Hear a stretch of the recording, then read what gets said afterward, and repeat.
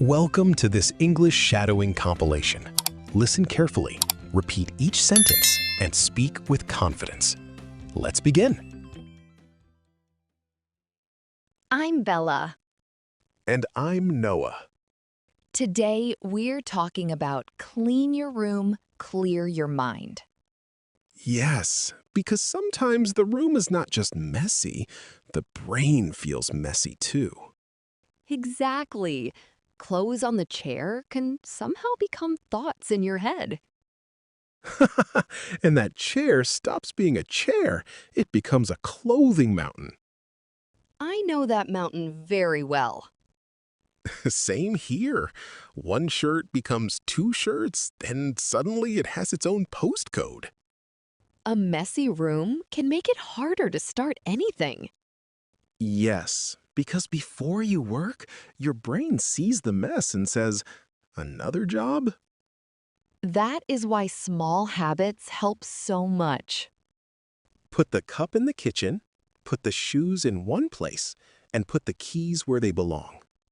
Keys are very good at disappearing. They love joining a secret witness protection program. And then you spend 10 minutes searching before you even leave the house. Exactly. So the simple habit is to give everything a home. I like that phrase. Give everything a home.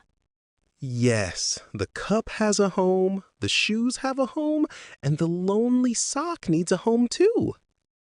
Small mess is easy to handle. But big mess feels like a full project with no coffee break.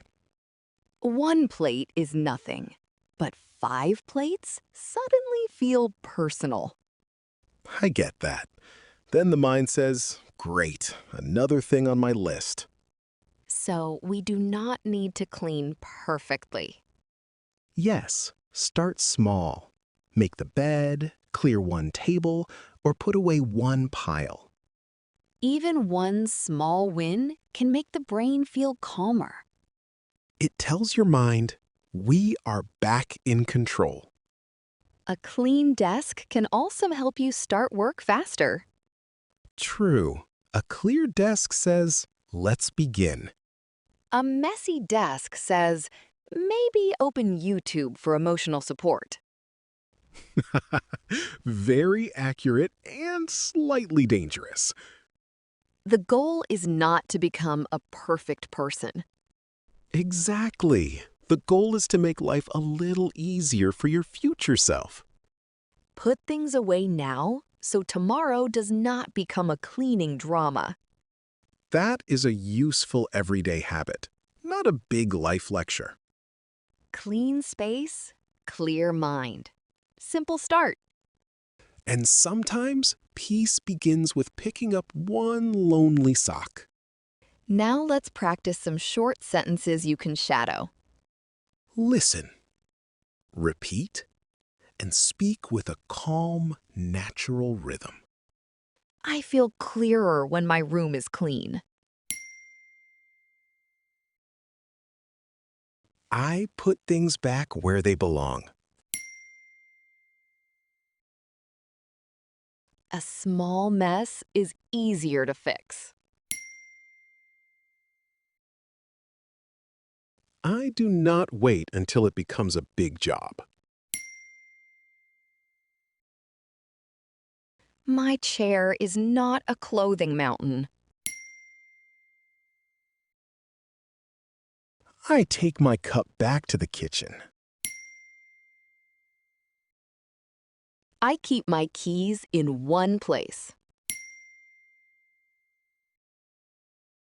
I clear my desk before I start work. One small tidy up can change my mood.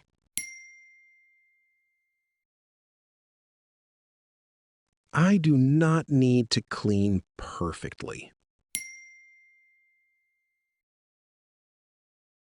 I start with one simple thing. A clean space helps me think better. I make my room easier to live in.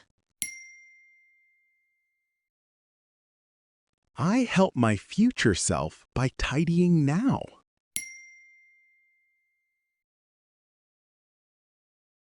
Peace can begin with one small habit.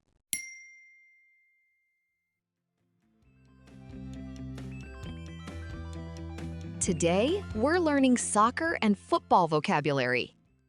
The name changes, but the game stays the same.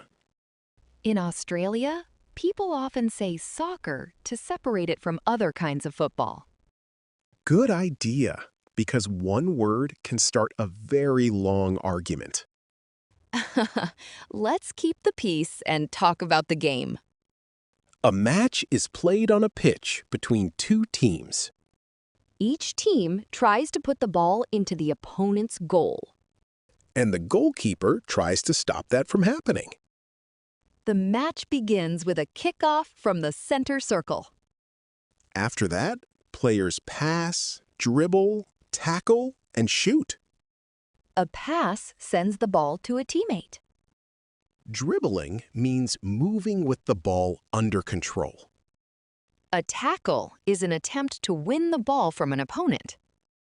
A clean tackle is great, but a bad one may be a foul. The referee decides whether the rules have been broken. And sometimes every fan suddenly becomes a referee, too.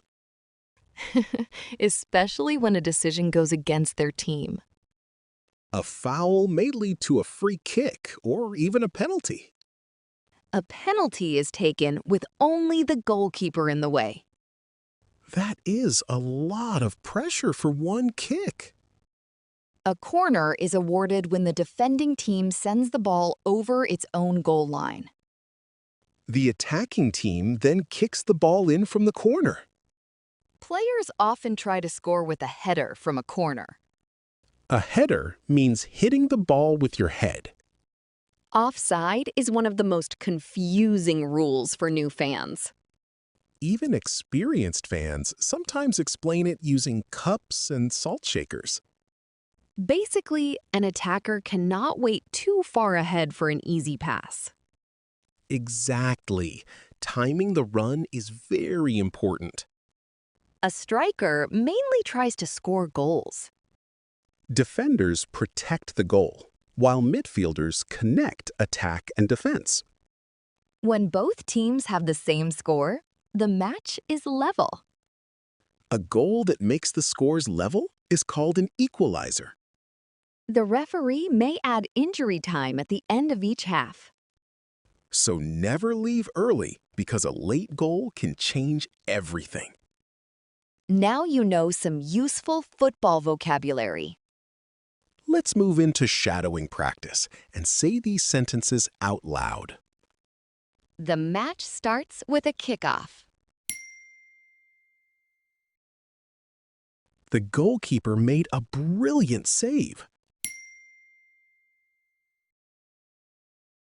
Our striker scored from inside the penalty area.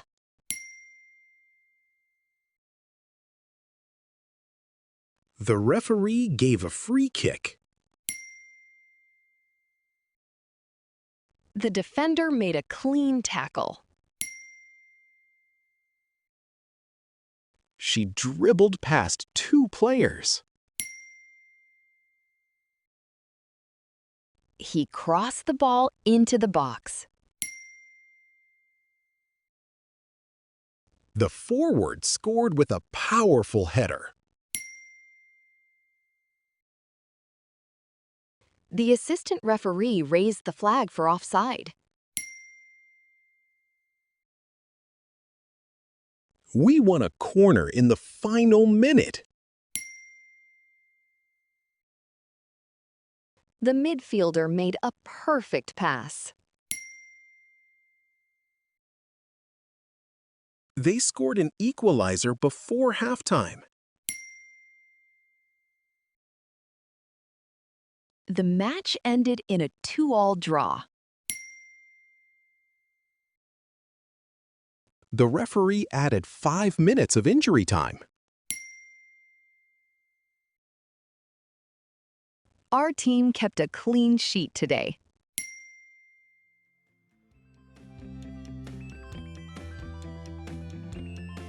Today, we're learning useful cricket vocabulary. Perfect timing. I watched a match yesterday and understood about half of it. Cricket can sound like a different language at first.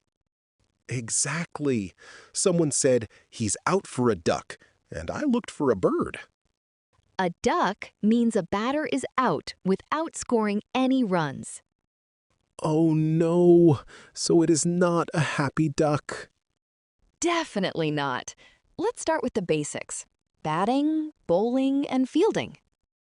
The batter tries to score runs, and the bowler tries to take a wicket. The fielders try to stop the ball and catch the batter out.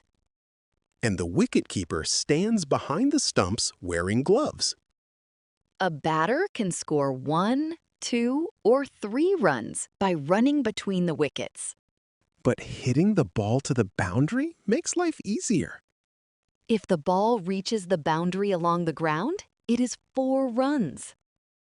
If it flies over the boundary without bouncing, it is 6. A 6 always gets a big reaction from the crowd. Yes, unless you are supporting the bowling team. An over is a set of 6 legal deliveries from one bowler. After the over, another bowler usually bowls from the other end. The umpire watches the play and makes decisions. Players may appeal by shouting, "How's that?" That means they are asking the umpire to give the batter out. Sometimes the appeal sounds louder than the actual cricket. Especially when the match is close. A batter can be bowled, caught, run out, or given out LBW. LBW means leg before wicket. It happens when the ball would have hit the stumps, but the batter's leg blocks it. A run-out happens when the fielding team breaks the wicket before the batter reaches the crease. That is why batters sometimes dive like action heroes. An innings is the period when a team or batter takes a turn batting.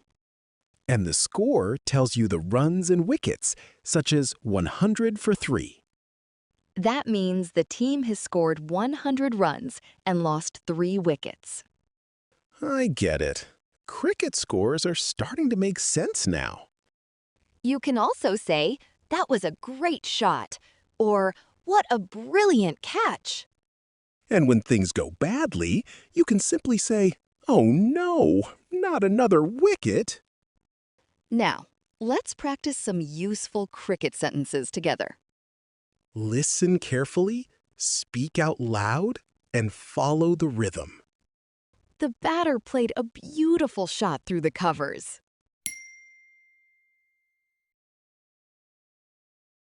The bowler took an important wicket in the final over.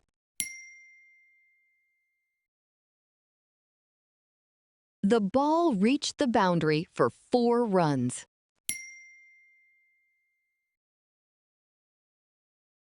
He hit a huge 6 over the fence. The fielder made a brilliant catch near the boundary. The batter was run out before reaching the crease. The umpire gave the batter out LBW.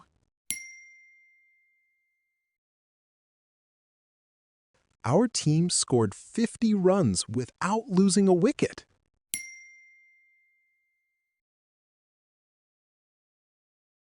The bowler delivered 6 balls in the over.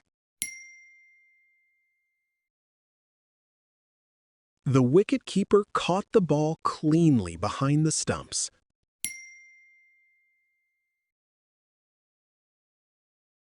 The players appealed loudly for a wicket.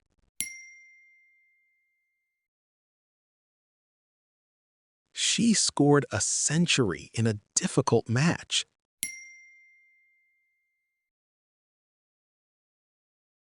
He was out for a duck on the first ball.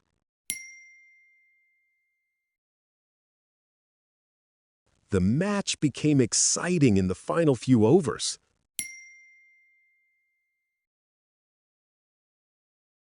That was one of the best cricket matches I have seen.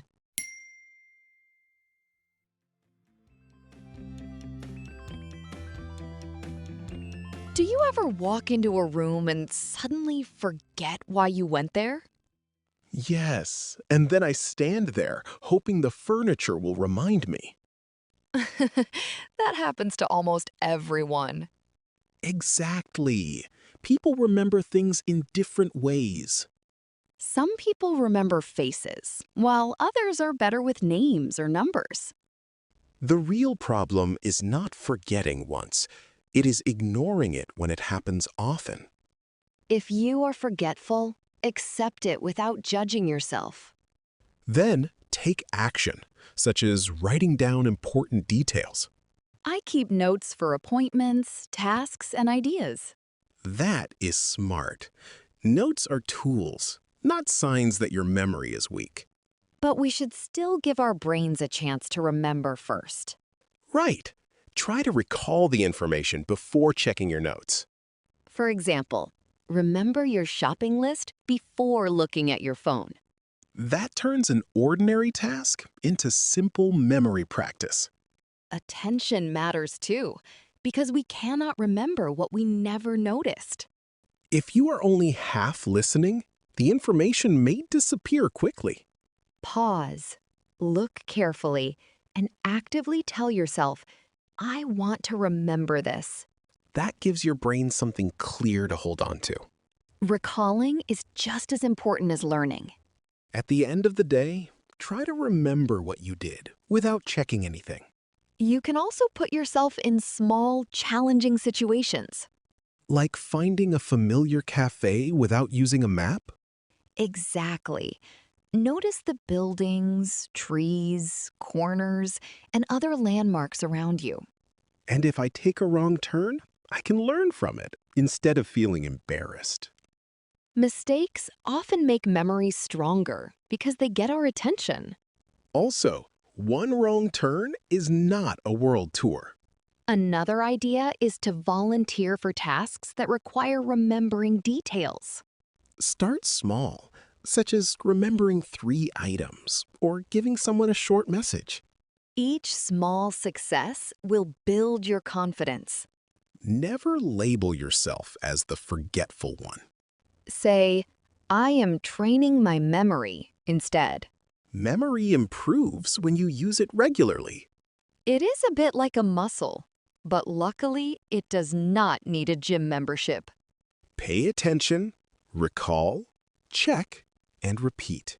Use notes as support, but keep trusting your ability to remember. Now, let's train your memory and your English with some shadowing practice.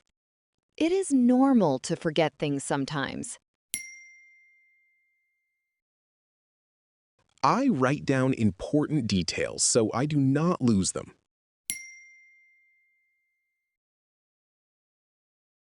I try to remember before I check my notes. Paying close attention helps information stay in my mind.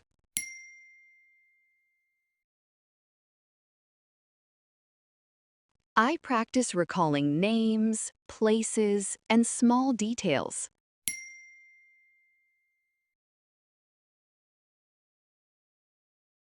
I trust my memory, but I also use helpful tools.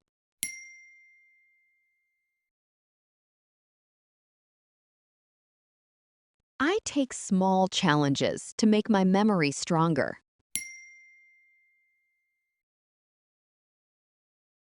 I sometimes travel familiar routes without using a map.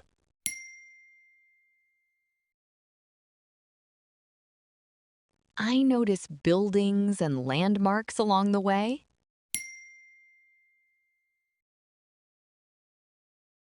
A mistake can become a useful memory lesson.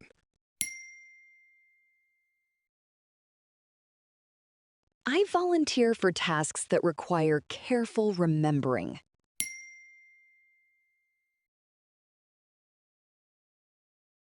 Each small success builds my confidence.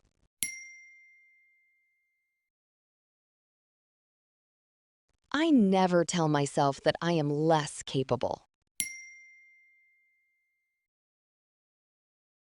My memory improves when I use it regularly.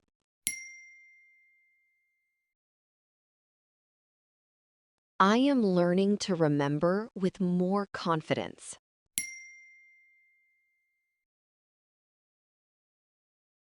Great work! You have completed today's shadowing practice. Do not try to memorize every sentence.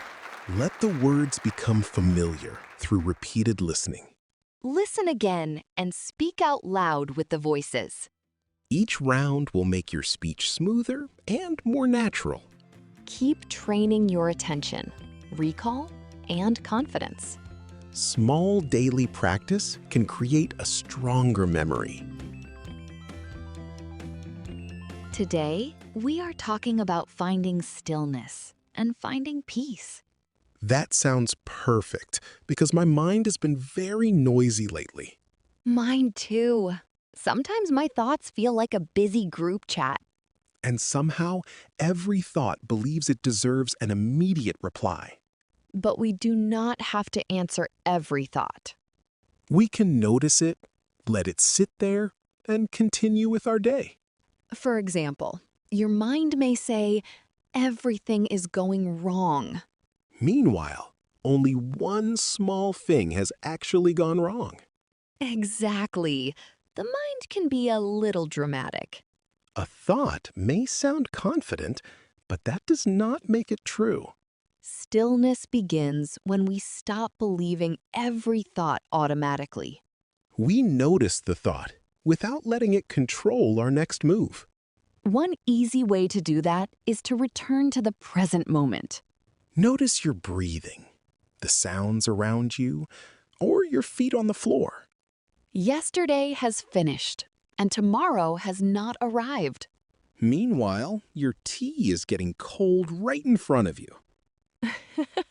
That is a very practical lesson in being present. Drink the tea, taste it, and stay with what is happening now. Stillness also means that we stop arguing with reality.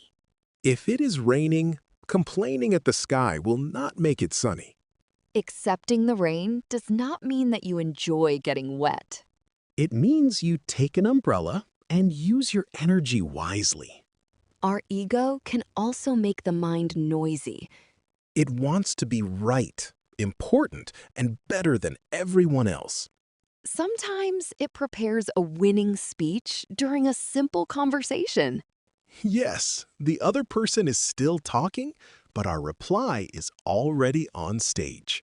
Real listening brings stillness into a conversation.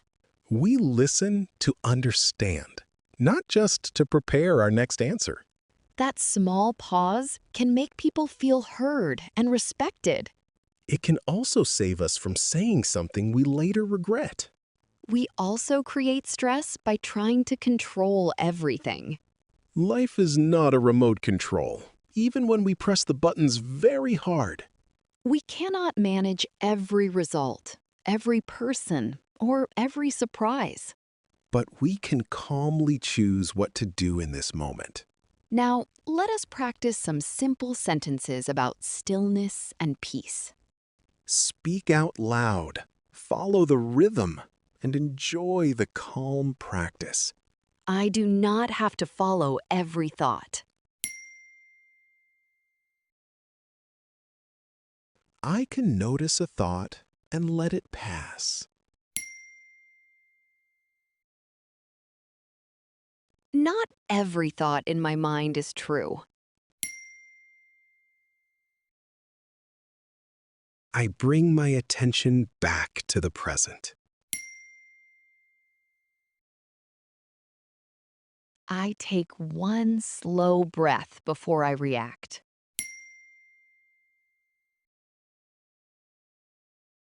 I stop arguing with what has already happened.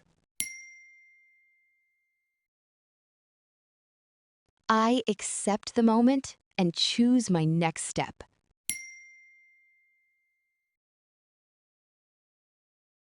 I do not need to win every discussion.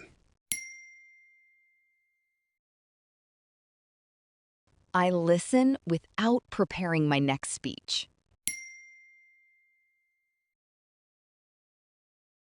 A quiet pause helps me respond calmly.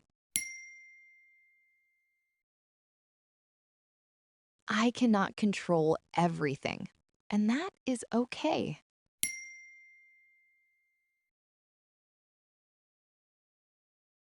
I handle one moment at a time. I make space for stillness during my day. The more present I am, the more peaceful I feel. When I find stillness, I find peace.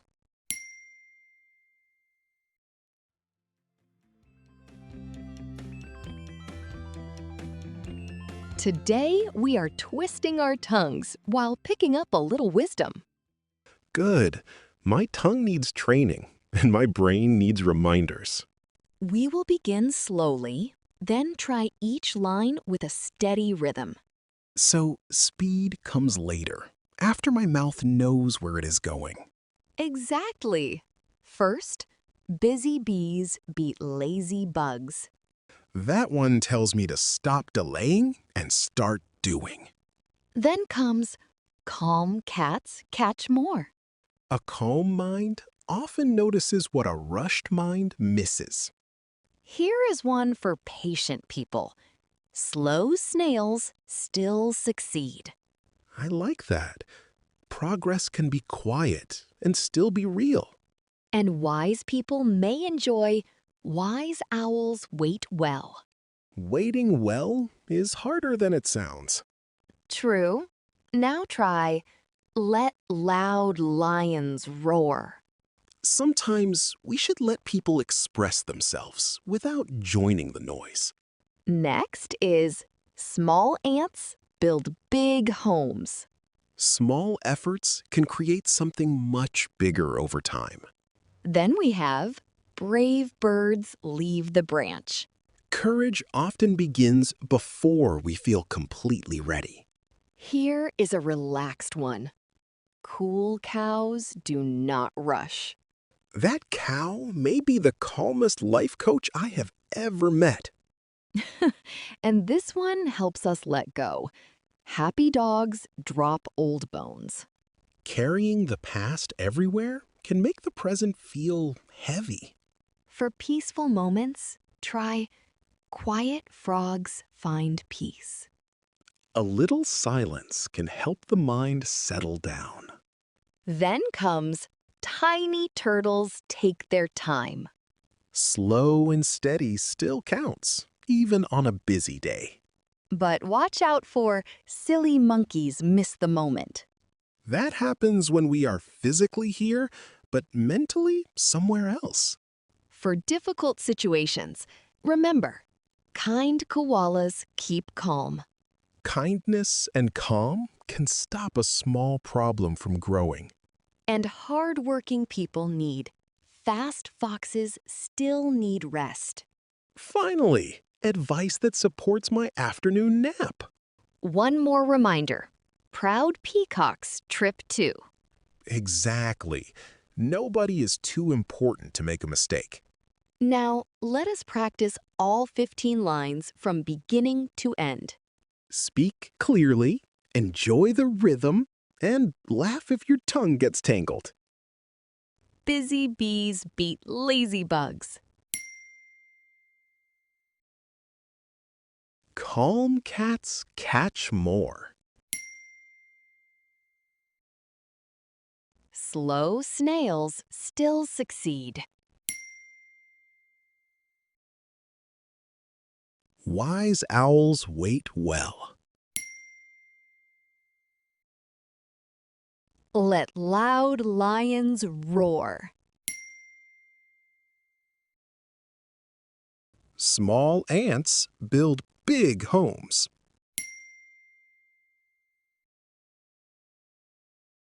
Brave birds leave the branch. Cool cows do not rush. Happy dogs drop old bones. Quiet frogs find peace.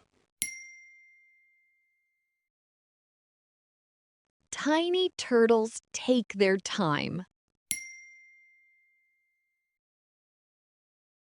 Silly monkeys miss the moment. Kind koalas keep calm. Fast foxes still need rest.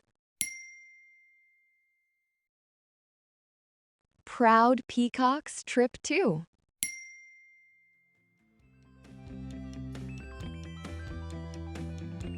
Today, we're asking a slightly uncomfortable question. Is your ego in charge? Mine says no, but it also wants the final answer. That sounds exactly like ego. Ego is the story we build about who we are. It includes our identity, achievements, opinions, and the image we show others. So it is like a personal profile that never stops updating. Exactly. And it often wants more praise, respect, and attention. Even one ignored message can make it whisper, "Nobody values me." Meanwhile, the other person may simply be cooking dinner. Yes, the ego can create a full drama from very little information. It also loves being right, even during tiny disagreements. You could argue for 10 minutes about the best way to load a dishwasher. And suddenly, it is no longer about plates. It becomes a serious battle for honor and kitchen leadership. Ego also compares us with other people. Sometimes it says, "I'm better than them." Other times, it says, I'm not good enough. Both thoughts keep our attention trapped on comparison. That is why pride and insecurity can come from the same place. One ego stands tall, while another hides behind the sofa. Ego also tries to protect our image. We may make excuses instead of admitting a mistake. Or we pretend to understand something when we are completely lost. Then we nod wisely and hope nobody asks a follow-up question. I have definitely used that famous, confident nod. Same here, but saying "I don't know" is often much easier. Ego may also stop us from apologizing or asking for help. It tells us that honesty will make us look weak. But real confidence does not need to pretend. It can admit mistakes, listen, learn, and move forward. So, how do we stop ego from controlling every reaction? Start by noticing what happens inside you. Pause when you feel defensive, jealous, embarrassed, or desperate to win. Ask yourself, am I solving the problem or protecting my image? Now, let's practice some useful sentences about recognizing and calming the ego. Listen carefully, speak out loud, and let your ego enjoy being a student for once. I do not need to prove myself all the time.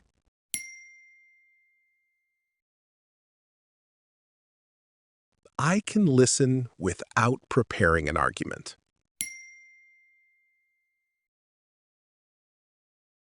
Being corrected does not make me less capable.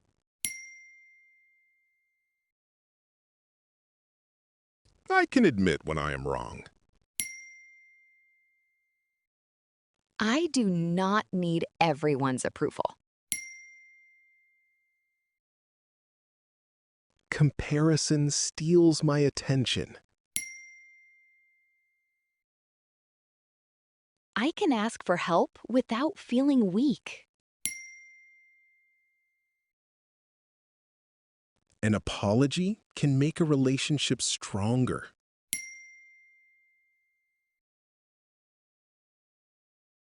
I am more than my achievements. I can pause before I react. I do not have to win every disagreement.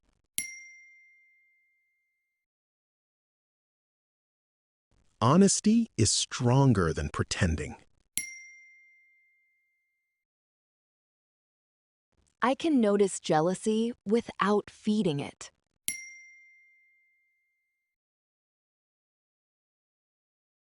My image is not more important than the truth.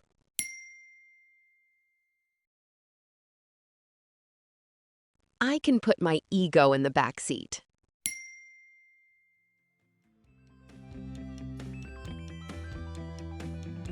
Today, we're talking about a simple rule. Give it your all. Because starting something is easy, but truly committing is different. Some people join a gym, buy new shoes, and feel healthier immediately.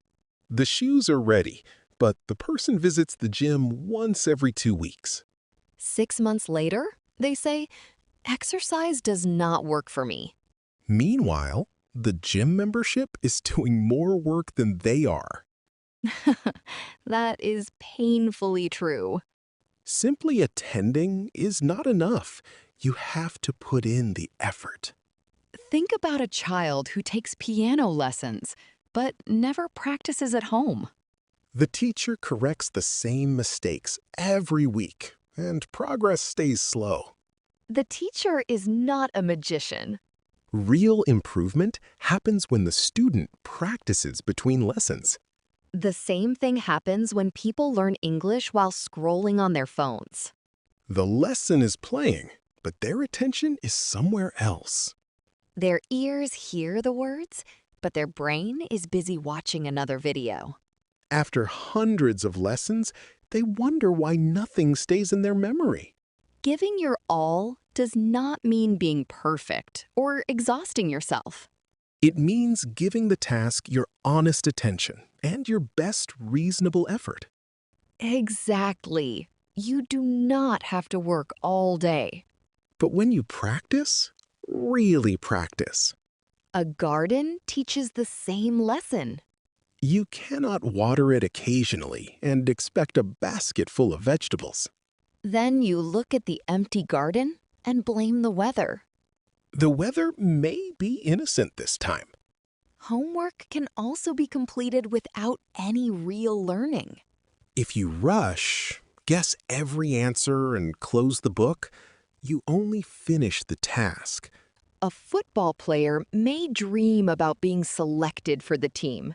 But match day reveals every training session they skipped. A new business also needs more than a good idea. If customers wait days for replies, the idea never gets a fair chance. Sometimes we say, this method failed, before we have truly followed it. That is not a fair test of the method or of ourselves. So choose fewer goals and give them proper effort. Half-hearted effort keeps you busy, but committed effort moves you forward. Now, let's move into the shadowing practice. Speak clearly and give each sentence your full attention. If I choose to do something, I will do it properly.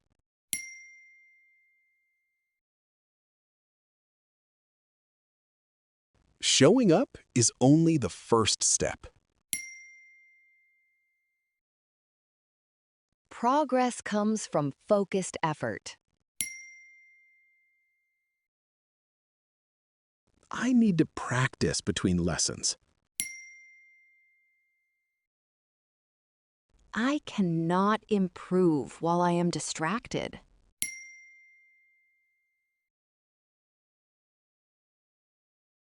Finishing a task is not the same as learning.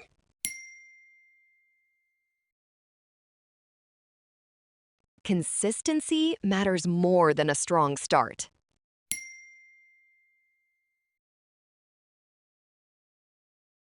I will give this goal a fair chance. My results reflect the effort I repeat.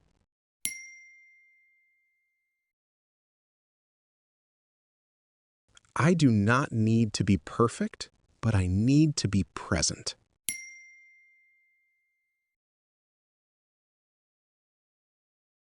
Small daily actions create real progress.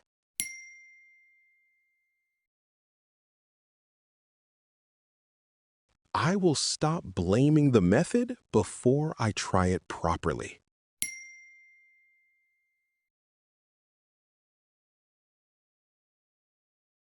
Talent cannot replace regular training.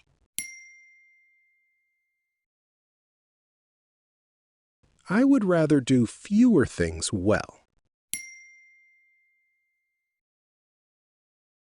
When I commit, I give it my full attention.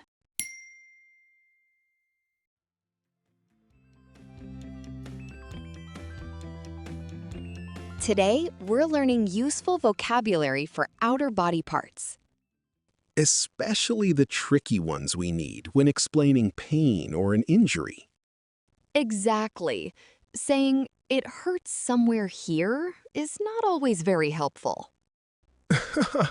Especially when here covers half your body. Let's begin with the forehead and the temple. Your forehead is above your eyes and your temples are beside them. Then we have the chin and the jaw. Your chin is below your mouth, while your jaw runs along the lower sides of your face. What about the collarbone? That is the bone across the top of your chest, just below your neck. And your shoulder blades are the flat bones on your upper back. They can feel very far away when you are trying to point at them. True. Moving down the arm, we have the elbow and the wrist. The wrist connects your hand to your arm, The inside of your hand is called the palm. and your knuckles are the joints where your fingers meet your hand. People also mix up the waist and the hips. Your waist is the narrower area above your hips. Your thigh is the upper part of your leg. Your shin is at the front of your lower leg, and your calf is at the back. Oh, hitting your shin on furniture is a special kind of pain. Yes, it makes you suddenly remember every word you should not say. Near the foot, we have the ankle, heel, and sole. The heel is at the back, and the sole is underneath the foot. These words are useful when speaking to a doctor or physiotherapist. You can say, "The pain is just below my knee." Or, "it feels sore on the outside of my ankle." Words like above, below, inside, outside, front, and back make your meaning clearer. It also helps to say whether the pain is on the left or right side. Exactly. Small details can make a big difference. You can also explain what happened, like, "I bumped my elbow." Or, I pulled a muscle in my calf. This vocabulary is useful for injuries, exercise, clothing, and everyday conversations. And hopefully, you will not need all these words on the same day. Hopefully not. Now, let's practice some useful sentences. Listen carefully, speak out loud, and follow the natural rhythm. I bumped my forehead on the cupboard door. The pain starts near my temple and moves towards my jaw.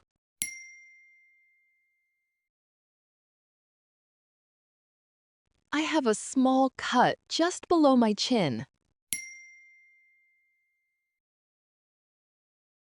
My collarbone feels sore when I lift my arm.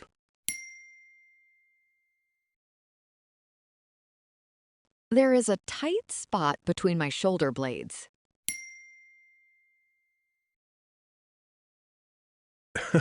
I knocked my elbow against the table.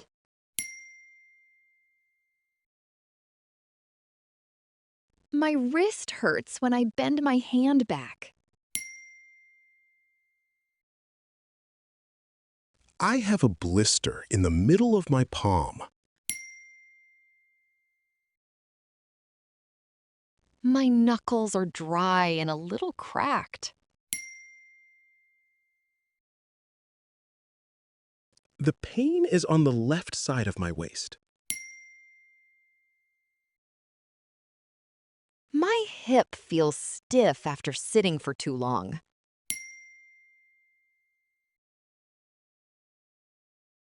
I pulled a muscle at the back of my thigh.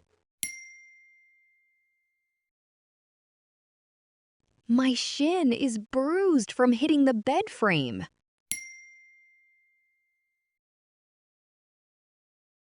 My calf feels tight after a long walk.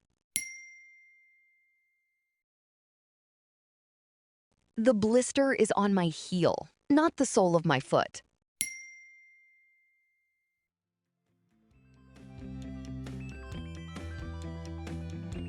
Today, we're talking about daring to be the odd one out.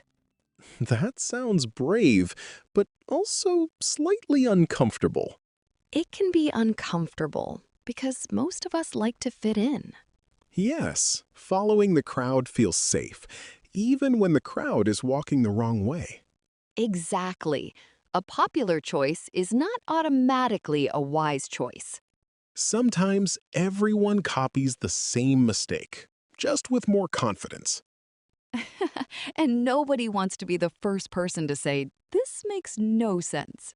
But that person may be the only one who is actually thinking. New ideas often look strange before they look clever. People may laugh first, and then act as if they supported the idea all along.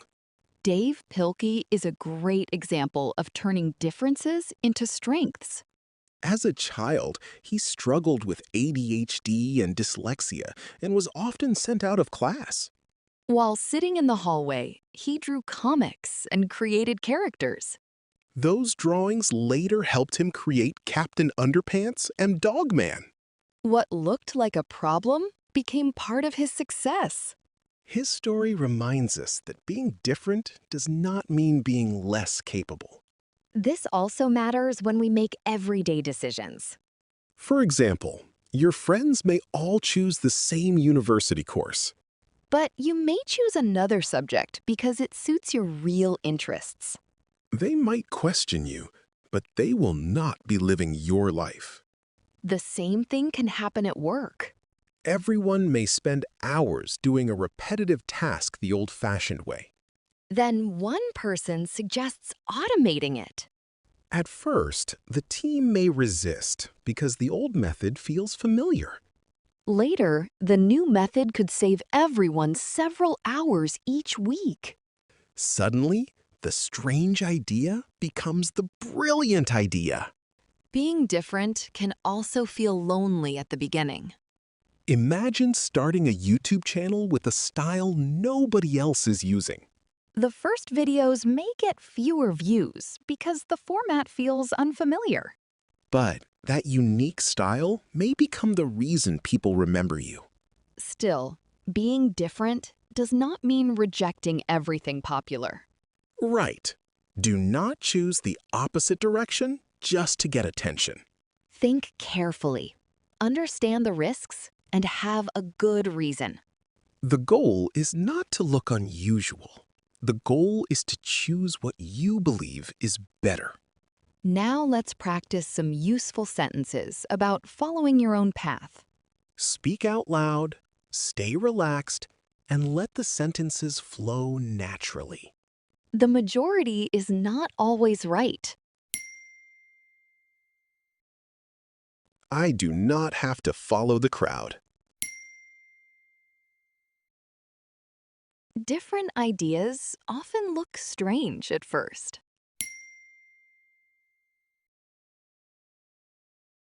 I want to make choices that suit my life. A popular decision is not always the best decision.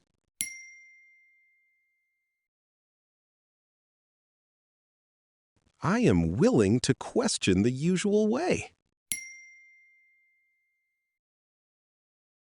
My differences can become my strengths.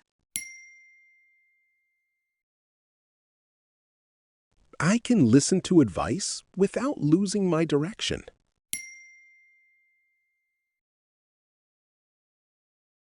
Being different may feel lonely at first. I do not need everyone to understand my choice.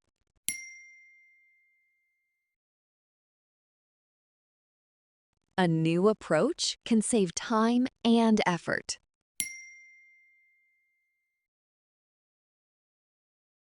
I will think carefully before taking a risk. I am not being different just for attention.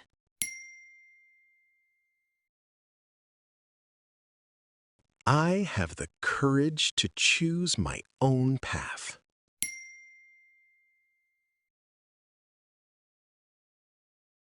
The odd path may lead somewhere new.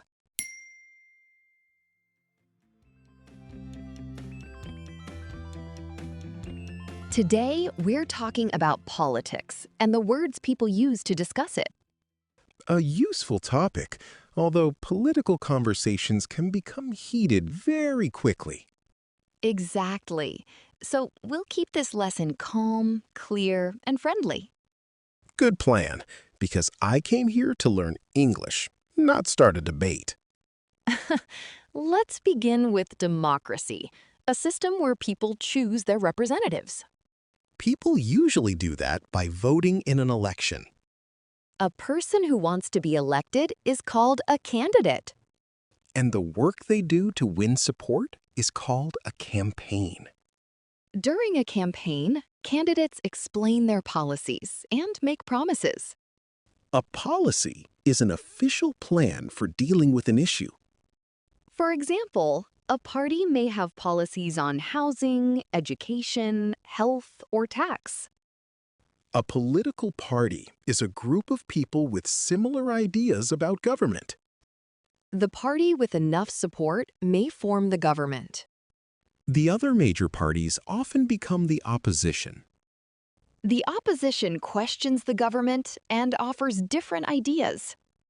So disagreement is part of the system, not always a personal fight. Exactly. And a debate is a formal discussion where different sides present their views. Sometimes it is informative, and sometimes everyone talks at once. That sounds less like parliament and more like a family dinner. Politics can definitely enter the room before dessert. In parliament, politicians discuss bills before they become laws. A bill is a proposed law that still needs approval. If most members support it, the bill may pass. That support is called a majority, while the smaller group is the minority. Sometimes no party wins enough seats to govern alone. Then, two or more parties may form a coalition. Another useful word is budget, which explains how the government plans to collect and spend money. People often watch the budget for changes to taxes, services, and benefits. Public opinion means what people generally think about an issue. Polls try to measure that opinion, although they aren't always perfect.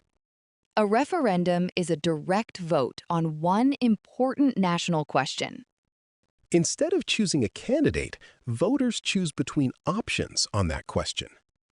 When discussing politics, it helps to say, from my point of view, or I see it differently. Those phrases let you disagree without making the conversation uncomfortable. Now, let's practice some useful political vocabulary in short, natural sentences. Listen carefully, speak out loud, and keep your voice calm and confident. I try to understand the policy before judging it. Every citizen has the right to vote. The candidate focused on housing and healthcare. The campaign attracted a lot of public attention.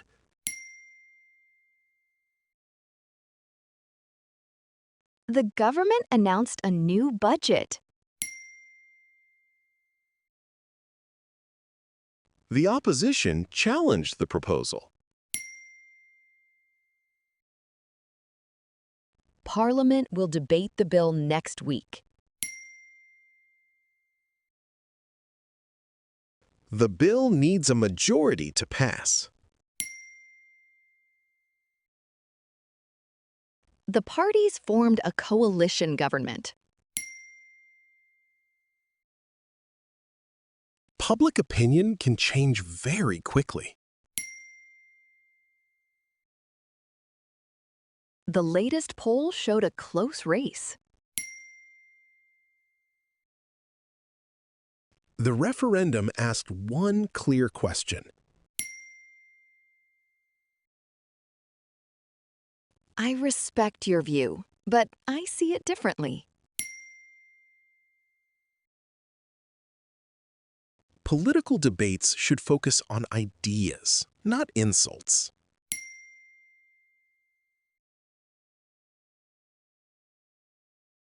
Good voters check the facts before making a decision.